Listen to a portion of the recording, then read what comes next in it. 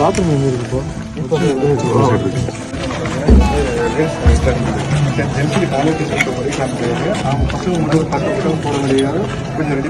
நடிகர் லாரன்ஸை கூப்பிட்ட KPY பாலா.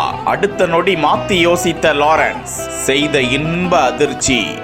எனக்கு ஒரு நாள் டக்குன்னு ஃபோன் பண்ணாரு, என்ன பாலா பேசுறேன்னு புரிஞ்சு போச்சு, மீட்டர் விட போகுது.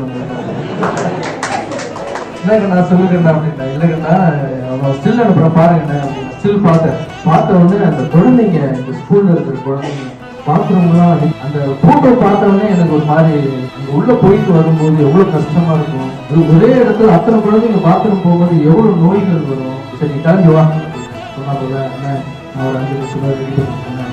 ஷீட் எல்லாம் போட்டு எப்படியாவது கட்டி கொடுத்துருவாங்க. ஷீட்லாம் காங்கிரீட் மனசு கட்டுறது. மகிழ்ச்சியில் கிராம மக்கள், நன்றி கூறும் பெற்றோர் ஆசிரியர்கள். 5 லட்ச ரூபா ஸ்டார்ட் பண்ண தவிர அதுக்கப்புறம் மற்ற பேர்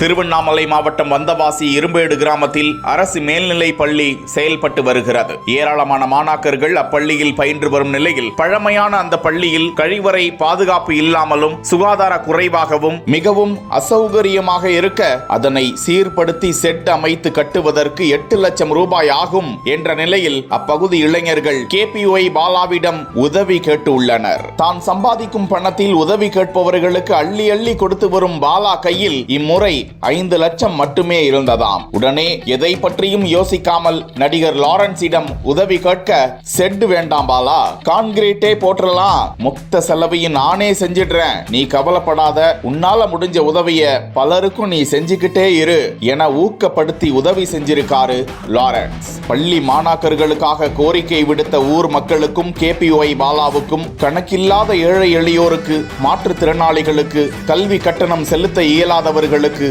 மருத்துவ உதவிகளையும் பல செய்து வரும் லாரன்ஸிற்கும் வாழ்த்துக்களும் நன்றிகளும் குவிந்து வருகின்றன.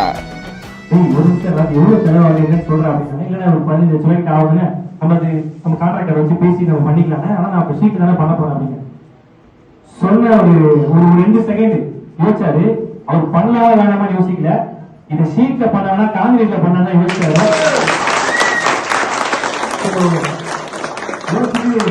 என்கிட்ட சொன்னாரு, டேய் இதை நான் பண்றேன், இது வந்து நான் உன்னை என்கரேஜ் பண்றதுக்காக நான் பண்றேன், அந்த காசை தூக்கி நீ 5 லட்ச ரூபா வச்சிருக்கல, அதை தூக்கி வேற யாருக்காவது ஹெல்ப் பண்ணு, இந்த ஹெல்ப் நானே பண்றேன் அப்படின்னு சொல்லிட்டு என்ன சொன்னாரு.